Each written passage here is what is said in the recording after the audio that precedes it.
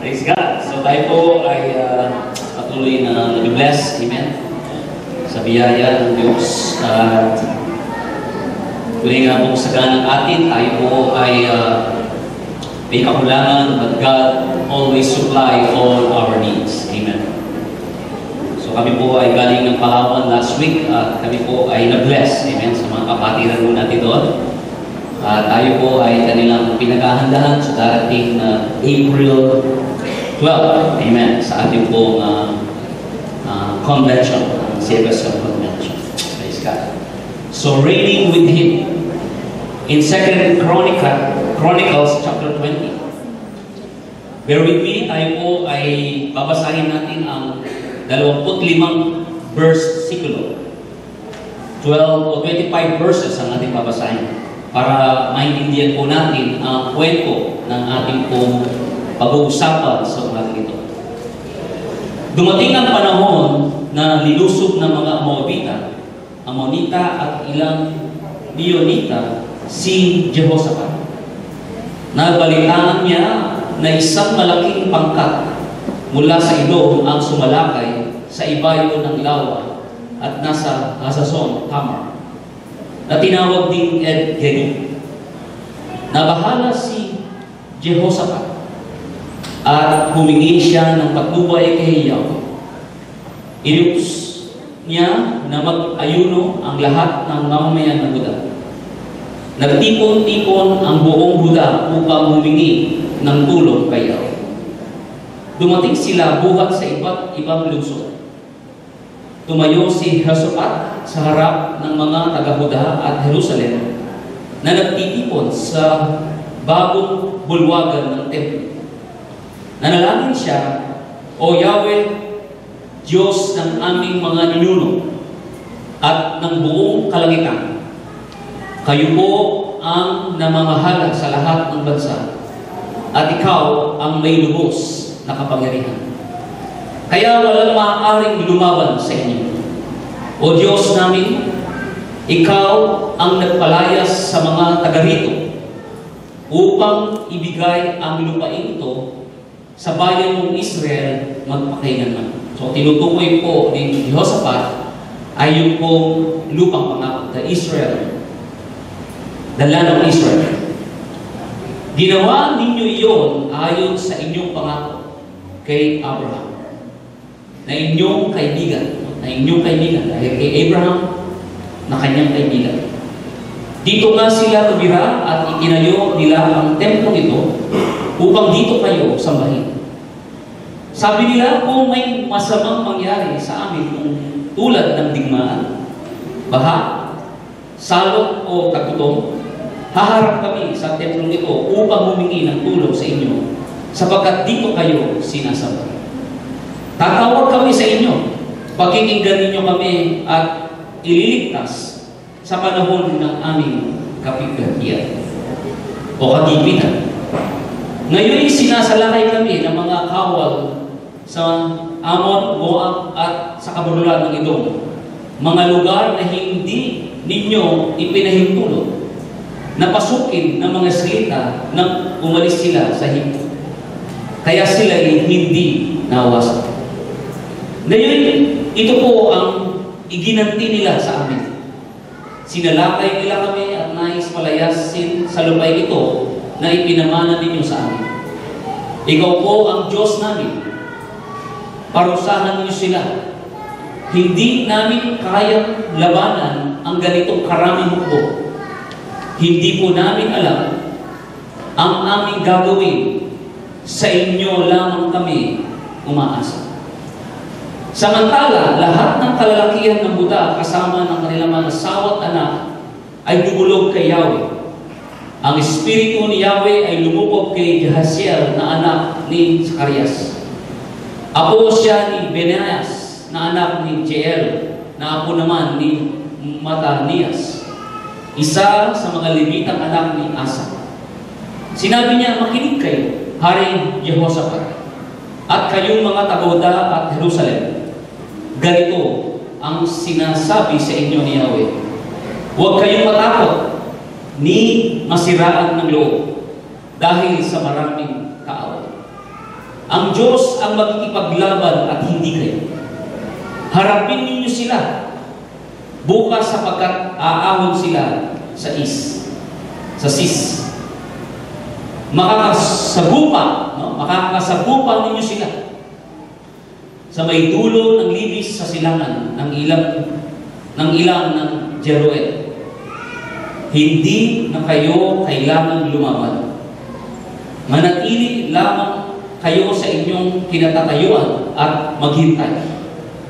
Makikita ninyo ang pagtatagumpay ni Yahweh para sa inyo.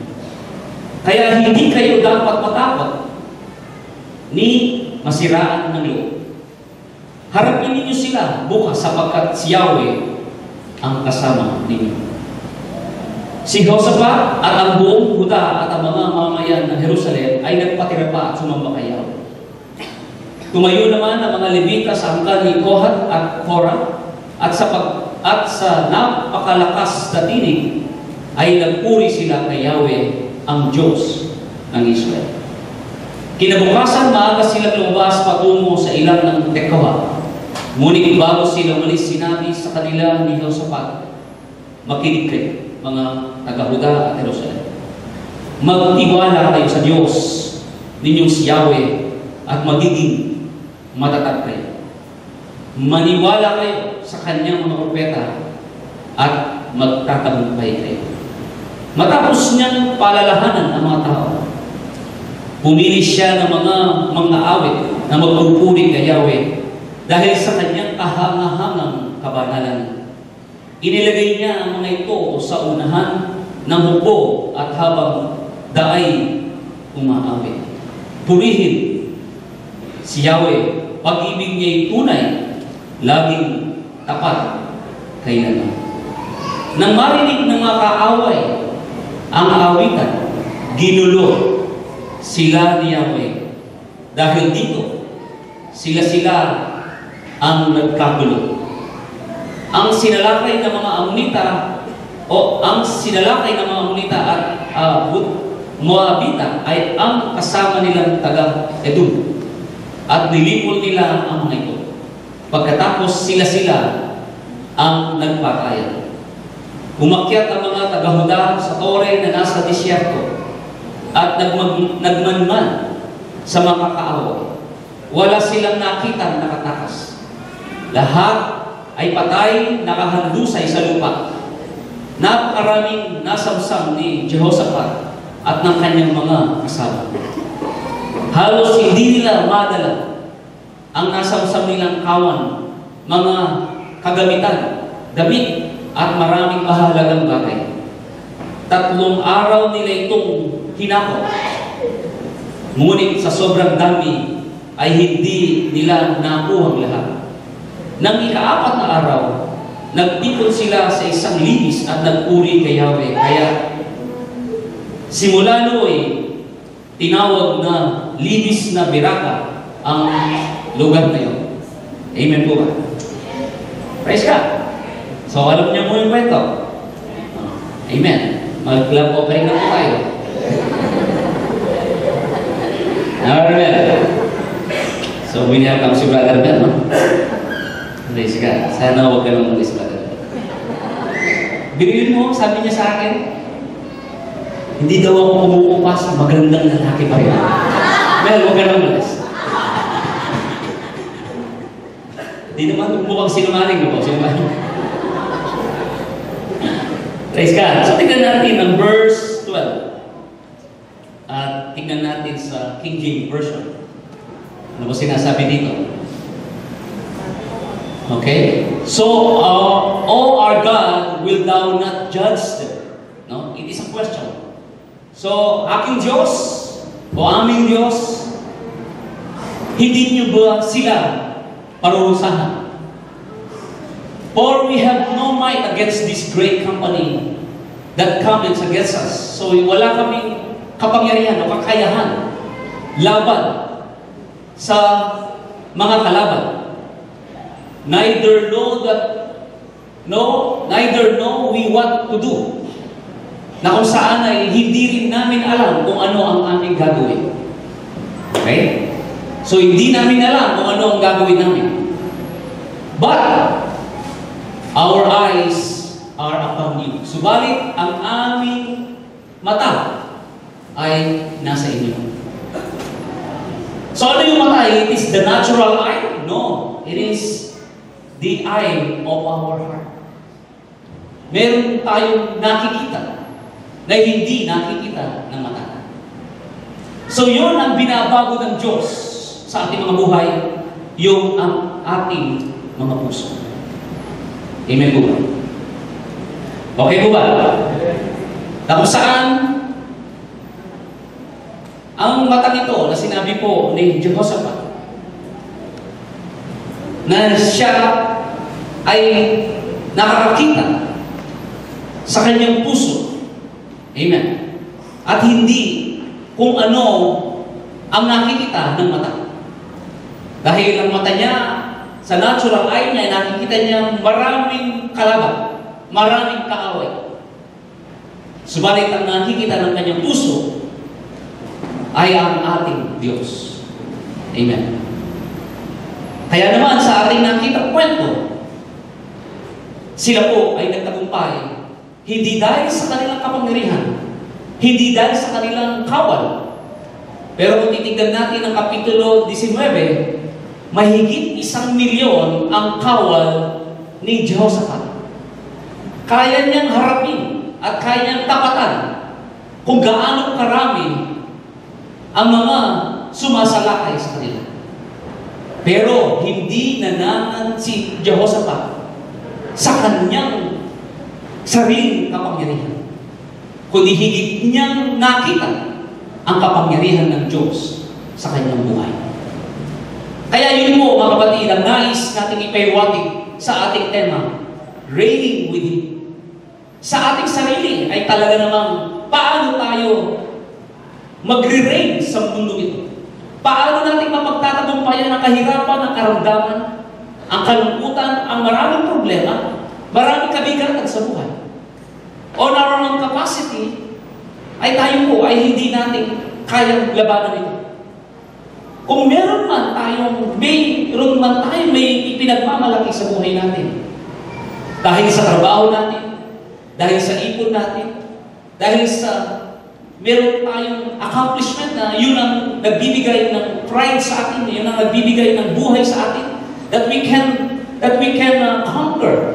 Kaya natin harapin ang buhay.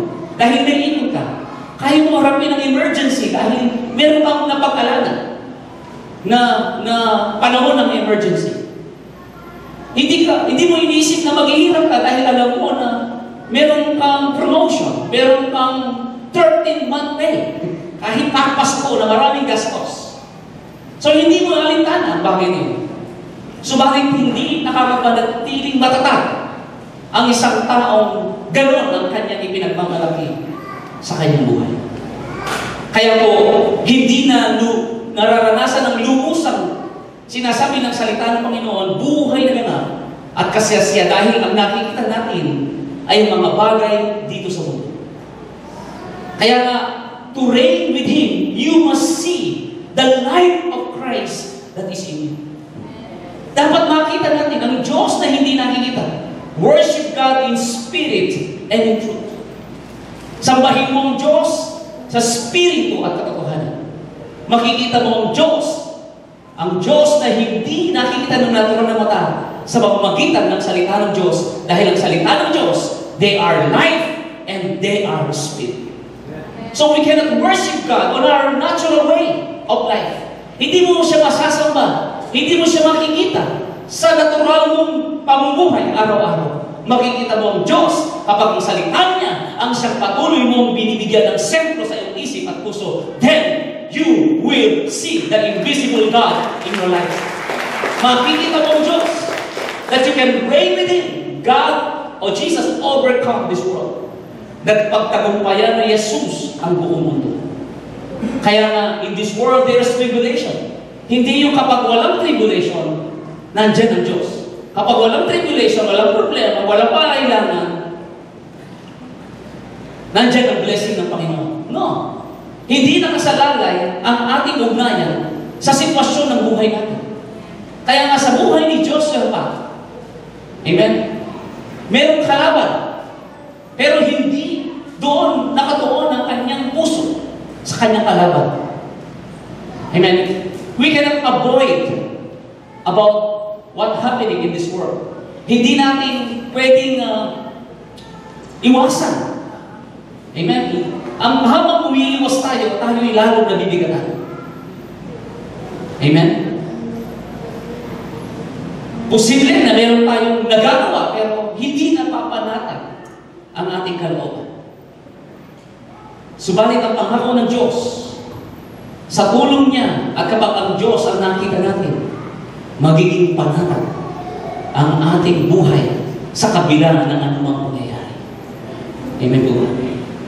Kaya kung manatag tayo, kahit didilim mamaya, kasi may ilaw tayo. Pero kung wala kang ilaw, wala kang kuryente sa bahay niyo, hindi ka mapapanatag kapag ito ay gagabi na. Amen? Ang blower, ang air condition, ay nagagamit.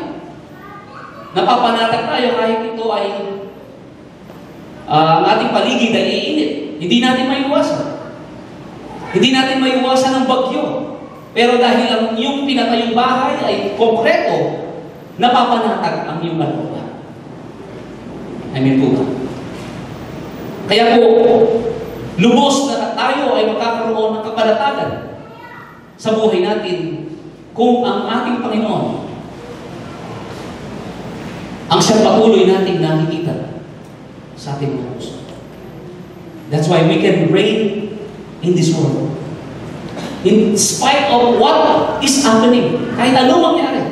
Ano man ang nangyayari. Kaya nga, kapag bagyo dahil matatag ang iyong pinatayong bahay, hindi ka nag-aalinlangan o hindi ka nababalisa. Tama mo yan? That you are in the safe zone. So, hindi ka kontrolado ng pangyayari. Kaya nga, we can reign with Him. Amen. By seeing the life of Christ in our hearts through the Word of God. Hindi mo makikita at masasamba ang Diyos na spiritual. You cannot worship God in spirit and in truth because God is spirit without the Word of God. Kaya nga sabi ni Job, chapter 42, verse 5, sabi ni Job, nabalitaan kita sa iba. Nakilala kita sa narinig ko sa iba.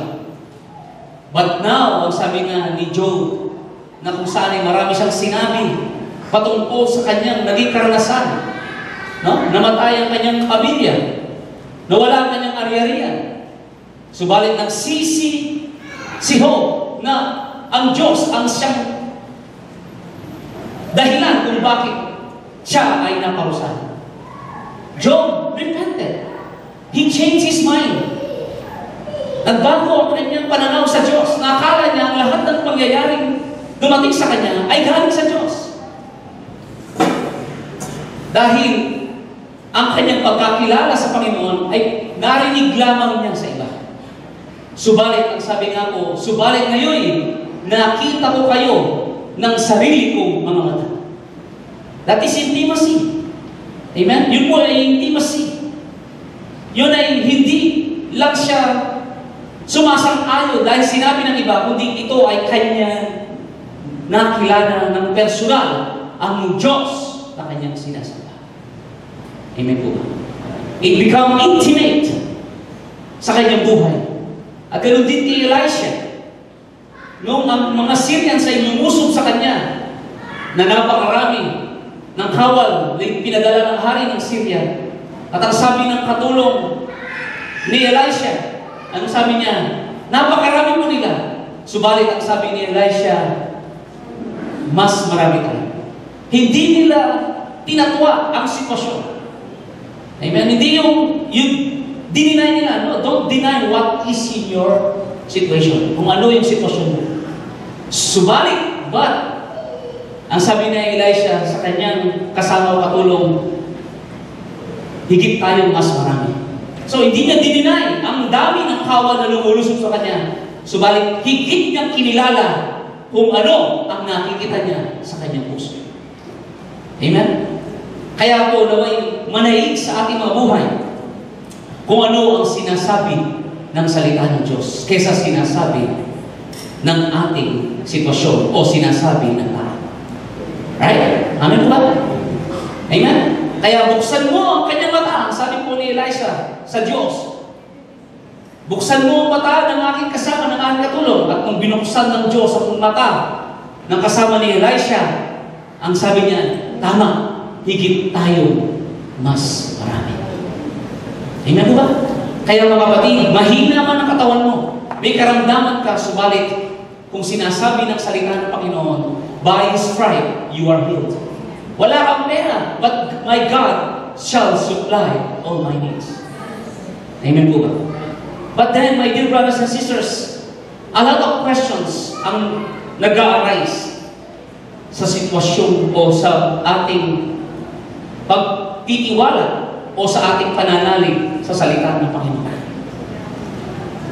No? Maraming tanong. Maraming tanong ang dumarating sa kaisipan ng maraming Kristiyano, kaya dumarating sa punto na sila'y nag-aalinlangan. Right? No? Mas naniniwala sa problema, mas naniniwala sa pera, mas naniniwala sa sinabi ng tao. Doon tayo nabubuhay. We walk by sight and not by faith. But the Bible says, you need to walk by faith and not by sight. The just shall live by faith. And faith, you see, is a substance. Faith is the six senses of a Christian. Ito ang pang-anim na senses na sa mamagitan ng faith ay makikita mo ang mga bagay na spiritual. Amen po ba? At ang spiritual, ang siyang pinanggalingan ng mga bagay na natural. That's why we call it supernatural. Right? Amen. Supernatural. Right? Amen? Okay? So, paano ito mangyayari? No? Listen. Ang pera ay walang buhay, walang hininga, hindi nagsasalita ang pera. Tama ba yan? Hindi, hindi malayo ang pera sa upuan na ating inuupuan na yun. It is only a thing. Bagay lang yan. Pero bakit buhay na buhay ang pera sa buhay ng tao? Kaya yung sinabi ni Mel sa akin kanina, hindi ka kumukupas. Ako, hindi pa kanya mo. That's a good word. Yung may salitang mapakaganda.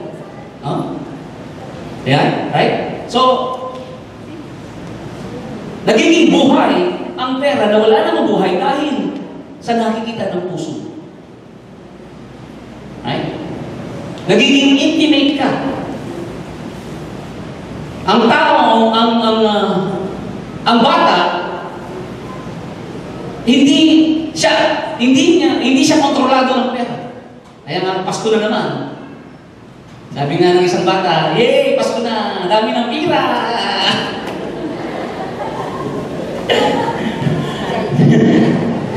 Marami daw ng pera, pero ang pera niyan, yung mata ng nanay, lumalaki. Sa bata, bagay lang sa bata yun, no? Parang laruan lang. Pero sa nanay, lumalaki ang mata. Iba, buhay na buhay. Because he has understanding. Meron siyang sapat na pang-unawa patungkol sa pera. Amen po ba? Kaya binavalue niya. Kaya ito ay kanyang iniingatan. But in reality, wala namang buhay. But it is alive inside of your heart. Tama? Kapag wala kang pera, apektado ka. Amen? Aburito ka, balisa ka, kapag wala kang pera. Buhay na buhay because you have understanding. Are you with me? Amen. Kaya ang isang bagay ay maliit na problema sa iyo dahil you have a little understanding. Kunti lang ang understanding mo. Kaya sa iba, sa mga tribo, konti lang ang understanding nila patungkol sa cancer. Kaya hindi sila nangangamba sa cancer. Hindi sila natatakot sa cancer sa ibang lugar. Takot na takot sila sa sipon.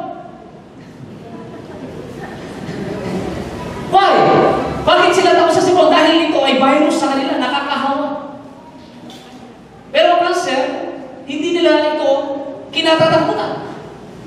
Dahil little understanding at ang kinakatatakutan nila isip ko dahil malaki ang kanilang pangunawa. Right? Are you with me? Tama po ba yun? That's why 2 Peter chapter 1, no? Okay? Because of this divine power, and everything was given unto us. Pertaining to this life, lahat ng bagay ay binigay na sa atin. As a child of God, you have the nature of Jesus. Amen. You have the life of Christ. Amen. You have the life of Christ in you, inside of you. Kaya pertaining to this life, pertaining to godliness, it is already given. Given. Hindi pa lang ibibigay. It is already given. Right? But then, we need understanding. Through, sabi ko ng Bible o ng verse na ito, through the knowledge, okay? Lack of understanding. Amen? Hindi ito magiging buhay sa atin. Right? Kaya kapag merong nasabi ang tao, merong nabanggit na problema, o meron tayong problema, yun ay buhay sa atin because we have a lack of understanding. Kaya nawa mga kapatid, amen, like Jehoshaphat, ang sabi niya, hindi namin alam ang aming gagawin, but I am looking to you. Ang aking puso, ikaw ang nakikita. Amen, ang aking puso. In verse 3, kung ating titignan, no? So, sa ating nabasa kanina in verse 3, no? Tignan natin in verse 3. Alright? Are you alive? Amen! Nabahala si Jehoshaphat at humingi siya ng patnubay kay Yahweh. At yan ay iniutos niya na mag-ayuno ang lahat ng mamayan ng ito. Right? Okay? So, nung nabalitaan niya, nabalisa si Jehoshaphat. At sa kanyang paglapit sa Diyos, ay hindi ito ngayon lamang o hindi ito sa panahon na siya ay nangangailangan. Right? Kung titignan natin ang mga kapitulo bago chapter 20, hindi pa nangangailangan si Jehoshaphat, siya ay laging lumalapit sa Diyos. Okay? Kaya sa paglapit niya ito, paglapit ni Jehoshaphat sa verse 3, ay hindi pa lang ito first time. Right? Kundi ito ay kanya na nakasanayan gawin. It is a lifestyle to live with God. Hindi lang sa panahon na siya may kailangan, na kung saan ay parang ang Diyos ay isa siyang gamit, kapag kailangan mo ang blower, sisindi mo, lalapit ka sa Kanya. Pero kapag hindi mo siya kailangan, maliwalas sa panahon, maganda, hindi ka lalapit sa Kanya. Pero kapag kailangan mo siya, lalapit ka sa Kanya. So, hindi mo ganun, dapat ang ugnayan natin sa Diyos. That's why we cannot see Him. Higit natin nakikita ang problema at higit natin nakikita ang sarili natin kung anong magagawa natin. But Jehoshaphat did not see what he have. He is powerful also. But higit niyang tinignan ang magagawa ng Diyos because he has an intimate relationship with God. Hindi siya gamit iisa person. Kaya nga po, kailangan natin pagbulayan ang salita ng Diyos. Kailangan natin pakinggan lagi ang salita ng Diyos. Kung gusto natin maranasan ang salita ng Panginoon, ito ang siyang lagi natin mapakinggan. Hearing and hearing. Faith cometh. Hearing and hearing and hearing and hearing and hearing. It will become alive in you. Yun ang magiging buhay sa iyo. Kaya kahit anumang bagyo, kapag ang isang halaman ay establish siya. Amen? Kapag ang isang halaman ay siya ay nakabaon sa lupa, hindi maiwasan ang bagyo, but because that plant, ang halaman ay establish siya at hindi mo siya minsan lang. Isang araw, tinanim mo at dumating ang bagyo at siya pa rin may matatag. Hindi po ganun. You need a commitment. Amen? Kaya sa pera, ganun din, kapag ang bata ay wala pa siya maunawa, pero kapag ito'y naturuan, nabibigyan na ng value. Pero habang ito'y napapag-aralan, ito ay lalong nabibigyan ng buhay sa kanya. Are you with me? Kaya kapag ang problema o anumang tagumpay, ang siyang inaasam natin sa buhay natin, yun ang higit na buhay sa atin. Karamdaman ang higit na buhay sa atin. Therefore, my dear brothers and sisters, you have lack of knowledge about God. Right? Hello? Okay? Kaya hindi siya slot machine. No? Hindi siya, kapag ginulungan mo ng pera, ang slot machine, at kapag ito ay hinila mo at mayroong lalabas na pera, hindi. Tapos kapag lumabas ng pera, aalis ka na. Kaya po, ang maraming mga tao, sa panahon ng krisis, sa panahon ng kanilang pangailangan, sincero silang lumalapit sa Diyos. Very sincere. Right? Hallelujah. Amen. Lord, kahit ngayon lang, sana Lord, sagutin niya na ako, Lord. Sincero.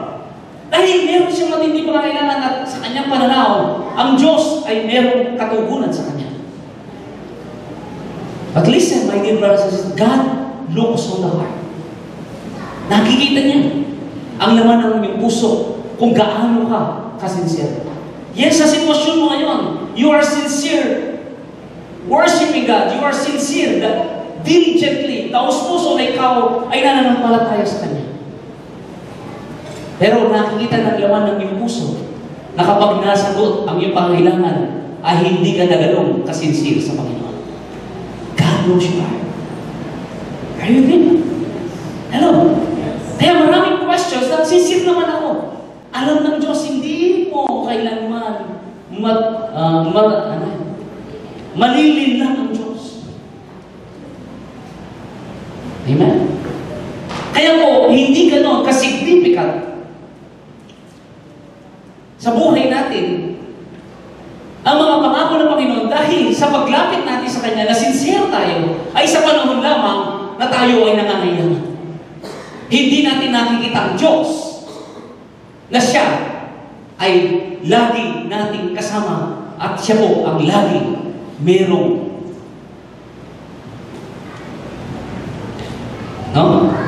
kasagutan sa lupang araw-araw ng aming mga buhay. Right? Amen? So, it must be consistent. Kaya abide in me. I am the vine and you are the branches. Abide in me. And abiding is a consistency. Hindi one time. Amen. Kaya yun ang malaking question na tinatanong ng maraming mga tao. Sincere naman ako. Pero hindi mo gano'n ang nangyari kay Jehoshaphat. Amen. That's why to reign with Him is not magic. Amen. To experience the Word of God is not a microwave. After 3 seconds, after 5 minutes, luto na. Hindi po siya instant money ang Panginoon natin. Hello. Kaya makikita niya kung gaano ka sincere. Kaya that's why when you seek Him, you will find Him. When you ask, because there is an intimacy. Are you with me? Kaya nga yung verse na yun, Matthew chapter 7, verse 7, if you ask, you receive. If you knock, it will open. It's not magic. It is an intimacy with God. That you see Him in your heart. Nangingibabaw ang buhay ni Jesus sa iyong buhay. Nangingibabaw ang kanyang mga salita. Ang kanyang sinasabi, ang siyang buhay sa iyo. Hindi ang tinapay, hindi ang pera, hindi ang problema. Amen? Hindi yung magkakaroon ka ng pera. Yung iba ay dahil may pera sila. Kahit yung walang pera na gusto magkaroon ng pera, yun ang nagiging buhay, pareho lang sila. Yung may pera at walang pera. Nang pera ang solusyon. My dear brothers and sisters, if you have Christ, you have everything. If you have money, there is no God in money. But in God, there is money. Amen. Palapalan natin ang Panginoon. Amen. But then, my dear brothers and sisters, intimacy. Faith. Kaya sa paglapit ni Jehoshaphat, hindi yun ngayon lamang kanyang ginawa, kundi ito ay lagi niyang ginagawa. Jehoshaphat lived by faith. Amen? Hallelujah. Nabuhay si Jehoshaphat by faith. Bakit? Kasi lagi siyang lumalapit sa Diyos. Masigit niyang nakikita ang kagalakan, katagumpayan, kayamanan, kagalingan sa Panginoon, sa kanyang Diyos na sinasamba. Amen? Hallelujah. Kaya hindi ho tayo kesera-sera, hindi ho tayo, kapag inalis natin ito, ay walang kapalit, no? Kaya mo inaalis yan, simply because you see better life. Kaya, give up mo yung pagkabinata ko, kahit sinasabi ni Brother Mel na hindi ako kumukupas. Iniwan ko ang maraming mga tao may crush sa akin, Brother Mel. Kausap ko lang si Brother Mel, hindi ikaw, ha? Hindi kayo. Pero hindi kalugihan sa akin. Amen? Oh. Na Sister Noy ang nanalo. Ay, hindi. Na Sister Noy ang siya. Minahal ko sa buhay ko. Amen? Hindi kalugihan. But because I see a better life with Sister Noy. Amen? Hallelujah! Amen? Ganun po yun. Hindi mo gagawin ito so that God will move. No. Kaya mo hindi gagawin ito because you see a better plan. Amen? Kaya hindi mo pwedeng gawin ang isang bagay na kung saan ay hindi mo naunawaan. Kaya kung maraming mga Christians na ma-prostrate. Amen? No. Kaya po yung kapatid natin, no? Congratulations sa ating civil engineer. Amen. Oh, hallelujah. Kadalasan, ito yung questions dahil kami po ay nag-empower. Nag-pray naman ako, nakakuha ko ng trabaho. Nag-pray naman ako, sincere ako na mapasa ako. Hindi yung sa panahon lang na ikaw ay nangangailan ng trabaho na sincere lumalapit sa Diyos. Amen? At hindi sa trabaho nakasalalay ang iyong future. Nakasalalay ang iyong buhay ay sa Diyos. Amen po. Ay, hindi po yung panahon lang noon, kundi yung nakaraan na panahon. Ano yung ginawa mo sa nakaraang panahon? Hindi yung nag-review naman ako eh. Ha? Nag-bis naman ako maayos bago may interview. Review ko kung anong dapat. Ginawa ko naman eh. Yun po. Yun ang nagiging balaki sa buhay ng isang Kristiyano, lack of understanding. Yung ginawa ko naman ang dapat kong gawin, yun. And then, yung aasa ka sa Diyos dahil may ginawa ka. That is deception. Yun ay pag-deal lang ng diablo. Right?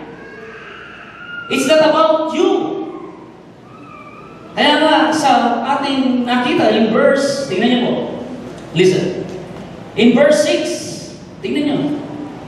Sabi ni Diyos, nanalangin siya, Ho Yahweh, Diyos ng aming mga ninuno at buong kalangitan. Kayo po ang namamahala sa lahat ng bansa at ikaw ang may lubos na kapangyarihan. Kaya walang maaaring lumaban sa inyo. So, ang kalaban na mga kaaway niya sa patay, hindi siya, kundi ang Diyos ang kalaban. Do you see the difference? Nakita mo yung pagkakaiba na kung saan ay maraming Kristiyano. Amen? Ay kung ano ang nasa kanila at kung ano magagawa nila. At kung anong problema nila, yun ang sinasabi nila sa Diyos. Hindi mo kailangan i-inform ang Diyos sa problema mo dahil bago ka pa magka-problema, alam na ng Diyos. Kaya sa mga verse na ito, sinabi ng Diyos kay Jehoshaphat, ito ang gawin nyo. Kasi alam na ng Diyos kung saan pupunta ang mga kalaban niya. Alam ng Diyos kung ano ang sitwasyon ni Jehoshaphat. Kaya nga sa paglapit ni Jehoshaphat sa Diyos, ay hindi sa kanyang problema na sinasabi niya sa Diyos, kundi ang sinasabi ni Jehoshaphat ay kung sino ang Diyos. Hindi siya nagmakaawa. tingnan mo sa kanyang panalangin in verse 6 until verse 12, ang sabi nga ni Josaphat, kayo po ang nagbigay ng lupang ito. Kayo po ang nagpaalis sa mga taong nandito sa lupang pangako ito. Kaya alam namin kung anong ginawa mo noon ay siya rin gagawin na kami ay ililigtas mo. Yun ang panalangin niya. It's not about you. It's not about me. It's not about my problem. It's about God. Kaya kapag tayo nanalangin at makawa, lumapit sa Diyos sa ating problema at pangangailangan, yun ang buhay sa iyo at hindi ang salita ng Diyos. Hello? Amen po ba? Yes. Praise God. Kita mo natin. Amen. At ang sabi nga ni Josaphat in verse 12, sabi niya, hindi po namin alam kung anong gagawin namin. Meron tayong puntong ganong kalagayan. Hindi natin alam kung anong ating gagawin. Tama? Hindi natin alam kung anong kalooban ng Diyos sa buhay natin. But Jehoshaphat has an answer. He see God in his life. Amen. Are you with me? Hallelujah. Kaya sabi nga in verse 17, tingnan natin in verse 17. Ano sinasabi po in verse 17? Ha? Oh. Huwag kayong matakot ni masira ng loob dahil sa maraming kaaway. Ang Diyos ang makikipaglaban at hindi kayo. Amen? So do not fear. Do not be dismayed. Right? Oh.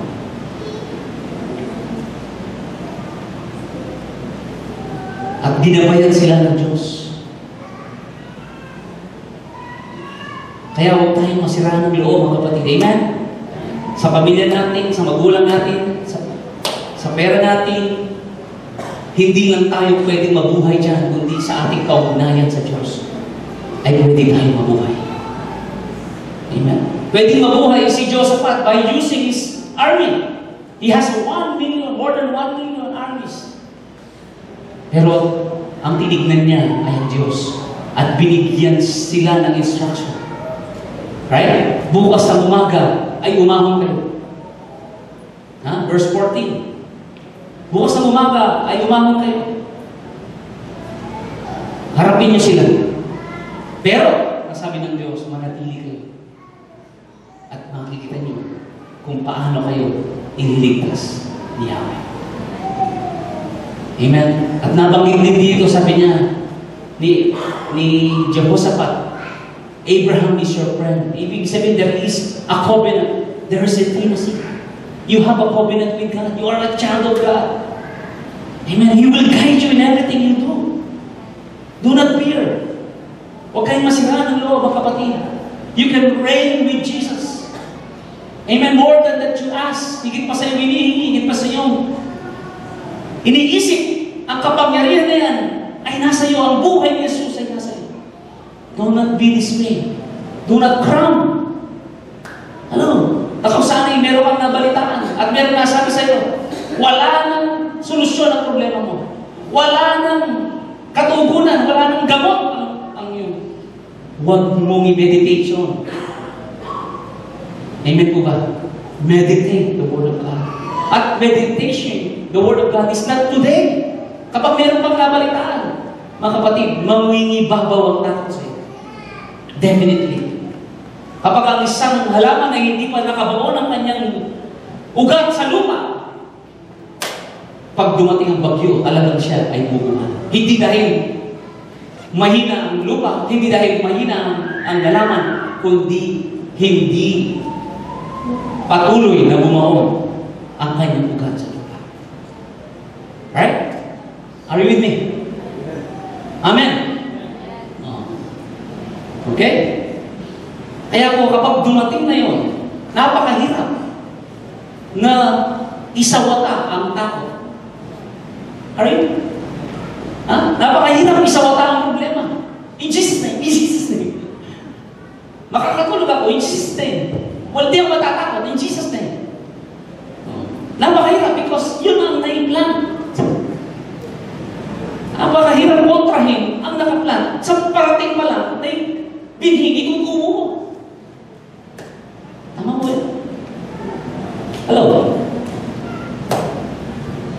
Amen? Pero mo nakatanim na, tapos magtatanim ka pala, tapos gusto mo agad, yung itinanim mo bago, ang siyang mananaig kesa yung nakatanim na. Right? Ako po natin. Kaya po kailangan tuloy-tuloy po tayo sa pakikinig at pakikinig ng salita ng Diyos. Then you will have a future, my dear brothers and sisters. Amen. Kung sa pera may future ka, sa trabaho may future ka, sa pag-aaral may future ka, then if you want to experience, amen, ang sinasabi ng salita ng Diyos, then understand the Word of God. Understand Jesus. Understand the life of Christ that is in you. Amen po ba? Hallelujah. Kaya huwag natin sisihin ng Diyos. Kaya tulong-tulong po tayo. Hindi man natin ngayon higit na naranasan. But sabi nga ni Pablo, I press toward the mark. Amen po ba? Kung paano ang trabaho, hindi ka naman agad manager. But you press on. Then, someday, you will promote it. You have a future. Right? Amen? Are you with me? Amen. So, kung wala kang mga promotion, still you still have the future because you have God. Because you have a relationship. Amen? Oh. Hindi ka maliligtas ng reliyon, pero God saved you. Kaya, continue to walk with Him. Sabi ng Bible, continue to walk with Him. Continue to abide in Him. In your life. Amen? Hello? Oh. Kung sa natural thing, napopromote ka sa natural thing, lumalago ang negosyo mo, and you concentrate, hindi pwedeng hindi ka mag-concentrate sa trabaho mo at sa negosyo mo, sa pamilya mo, no? Para ikaw ay umunlad, you need to focus. Kapag ikaw ay nasa trabaho, kailangan nakapokus ka. Tama mo yan. Kapag nasa negosyo ka, dapat nakapokus ka. At kapag nakapokus ka, napapabayaan mo yung pamilya mo? Hindi. In general, kapag nakapokus ka sa trabaho, sa negosyo, sa pag-aaral mo, right? Are you with me? Igit mo, natutulungan ang pamilya mo. Tama mo yan. Higit kang nagiging pakinabang sa pamilya mo dahil ikaw ay merong pakinabang. Hello? Right? In general. Pero, in our relationship with God, hindi ganun ang ating pagkamunawa. Yes, may Diyos ka, subalit hindi mo kailangan mo pabayaan ang pamilya mo. May Diyos ka, kailangan hindi mo pabayaan ang trabaho mo. May Diyos ka, meron tayong twisted understanding. Hello? Pero sa pag-aaral, kailangan mag-concentrate ka. Walang kailangan. Right? Hello? Pag-aaral mo, concentrate ka. Hindi mo sinasabing, yes, mag-aaral ka ng maayos, pero huwag mong pabayaan ng pamilya mo. Yes, mag-aaral ka ng maayos, pero huwag mong pabayaan ito. Hindi po. Because you believe, when you concentrate sa iyong trabaho at sa iyong pag-aaral, hindi mo mapapabayaan ng ibang bagay. Hindi pwedeng hindi pabayaan ng kaibigan. Tama? Meron kang kaibigan kapag nakakonsentrate ka. Tama? Hindi yung kapag nakakonsentrate ka sa yung pag-aaral, wala na akong magiging kaibigan. Hindi. Mas marami kang magkakaroon ng kaibigan, right? Naunawa mo natin. Right? No. That's why when we focus on Jesus, added shall be added unto you. Hindi ka kailanman makawalan. That is deception. Hello? When you focus on Jesus, when you see Him, amen, greater reward, greater plan, greater, amen, success ang siyang mararanasan mo sa buhay mo. Kung sa iba ay nakakapag-focus ka at mayroong pakinabang, therefore, kapag nag-focus ka sa Panginoon, higit na makinabang ang siyang mararanasan mo. Because you have an intimacy with God. Amen. Hallelujah. At alam niyo po mga kapatid, ano pong nangyari sa kwento natin? Lumusog kayo. Sabi ng Diyos. Pero manatili kayo sa lugar na yun dahil makakasagupa niyo sila. Right? Tama? Dahil makakasagupa niyo sila at makikita mo, makikita niyo kung paano kayo ililigtas ng Diyos. At alam niyo po, dito makikita natin in Matthew chapter 6, ang sabi ng Bible, huwag niyong isipin. Right? Huwag niyong isipin kung ano kakain niyo bukas. Paano yun? Posible ba yun? Yes, possible. How? By the guidance of the Holy Spirit. Like Jehoshaphat. He was guided. Piruin mo. Punta ka doon. At makakaharap niyo sila. Subalit manatili kayo doon. At ano kung ginawa nila? Sa pagsamba at papuri ni Jehoshaphat, nagkagulo ang mga kaaway nila. At sila mismo ay nagpatayan at wala ni isa na nakatakas dahil sa pananampalataya ni Jehoshaphat at ganoon din ng Jerusalem. Right? Are you with me? Amen. Kaya sabi ni Jehoshaphat, believe. Magkatatag kayo. Pinaalala niya. Bago sila tumungo doon sa lugar na yun na sinabi ng Diyos sa kanila. Right? Believe in the prophet. Believe sa sinasabi ng mga propeta. Maniwala kayo at tayo ay magtatagumpay. Pinalalahanan na. So they won the war because of their faith. Because of their faith. Amen. Kaya kamangmangan, biruin mo. Dapat sana sa paglusog, kawal ang nangunguna. Pero po, ang nanguna ay yung nagpupuri sa Diyos. Namili si Jehoshaphat. Hindi mga bihasang kawal, kundi bihasang mga away. Ang pinili niya. Kamangmangan yun sa mata ng tao in a natural way. That is foolishness. That's what the Bible says in Corinthians. What is foolishness? Sa mata ng tao, siya naman ang karunungan sa harapan ng Diyos. At anumang karunungan ay pinagkamalaki ng tao, siya kamangmangan sa harapan ng Diyos. They were guided, my dear brothers and sisters. Hindi niya iniisip. Hindi sila nag-strategy. Pero meron silang ginawa. Because of the guidance. It is not by pressure. Kailangan, ma-pressure sila. No pain, no gain. Oh. It is their intimacy. Sabihin po natin, intimacy. Amen. Intimacy and having faith. The product of intimacy is faith. They see. Amen. The power of God. Right? Hello? Nanood lang sila. Ang Diyos ang lumamat and glory belongs to God. Kaya nga ganun din po. Listen. Listen carefully. Hello, are you with me? Amen. Kung titignan mo isang taong nagtatrabaho at isa pang nagtatrabaho, pareho silang gumagawa. Kung sila yung teacher, pareho sila nagtuturo. Pero ano ang nagbibigay ng buhay sa kanila kung bakit sila nagtuturo? That is the big difference. That is within. Alam, kaya sila nagtuturo dahil sa sahod. Pero pareho sila nagtuturo sa mata ng tao, sa mata ng estudyante, pareho silang gumagano. Pareho silang nagchuchok. Right? But what makes them alive? Ano yung dahilan kung bakit buhay silang nagsusulat? And that light comes from within. Are you with me? At yan ang gustong ng Diyos na makita natin. Amen. Kaya tayo nabubuhay hindi dahil sa sawag, hindi dahil sa talento, nabubuhay tayo because of the goodness, the love, and the promises of God in your life. And that you are being alive. Hallelujah. Because Jesus is alive in your heart.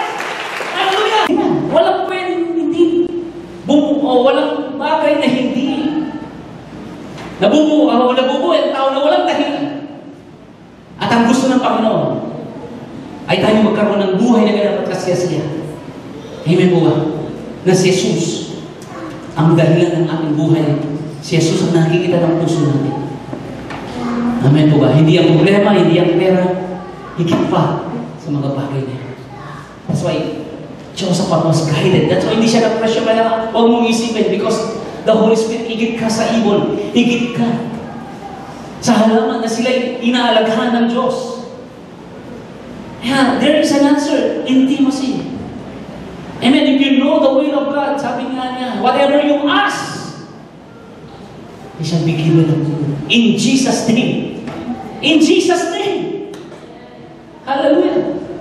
Oh, kaya hindi pwedeng gamitin ang pangalan ng iba na wala kang intimacy. O, di ba mayroong mga scam? Nag-register siya, itong pangalan nito, General. Pangalan nito ay isa siyang celebrity. They use their name, but kapag nabalitaan ng tao yun, na hindi naman niya kakilala ng tao yun, di ba isusu? Because there is no intimacy. Right? How can you use the name of God that you don't know Him? Amen? Religiously, using the name of Jesus, in the name of Jesus. Napakaganda pakinggan. Pero walang buhay yun. Because you don't know God. Kaya hindi nagkakaroon ng resulta na katulad ni Jehoshaphat. Right? Amen? In Jesus' name. And then, yung pagpupuri sila, listen. Nagpupuri sila. Ang iba, ginagaya yung pagpupuri. Tingnan nyo, sa buhay ni Diyos, nagpuri sila sa Diyos na nag-away-away ang mga kaaway. Hindi yung pagpupuri kung bakit sila nag-aaway. Ang pagpupuri ay bunga lamang ng kanilang pananampalataya sa Diyos. Hindi sa pagpupuri kung bakit sila nanalo, kundi sa Diyos na kanilang pinaniniwalaan kung bakit sila nanalo. At ang pagpupuri ay bunga ng pagkilala nila sa Diyos. Hindi by works, hindi by performance. Kaya magpuri tayo. Para umalis ang diablo. Magpuri tayo. Para umalis ang diablo. Hindi po ganoon. It is your faith. Ang pagpupuri ay bunga lamang ng pagkilala mo sa Panginoon. Amen po ba? Kaya your attendance is bunga lamang dapat ng iyong pagkakilala. Your attendance. Hey, amen? Hallelujah. Kaya kung ang attendance, ang dahilan mo, ang pag-attend mo para ang Diyos ay maging malapit sa iyo, that is superficial. Mababaw. Na dahilan. Kaya kapag bumagyo na, wala ka na. Ang bagyo nakikita mo, bagyo. Hello? Hello?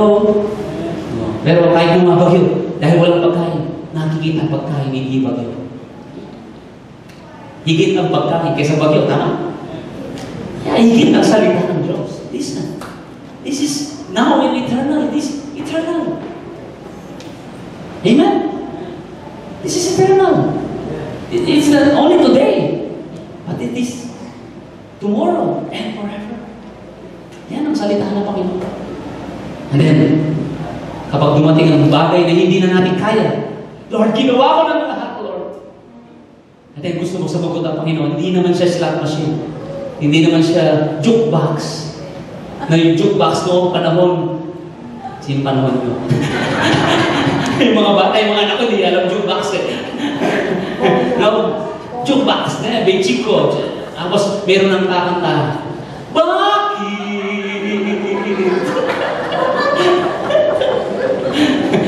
Di ba? Manay si Mora. Sikat yun sa jukebox. Hindi naman jukebox sa Diyos na kapag matindi na, wala ka nang nagawa, wala ka nang magawa, kundi siya na lang.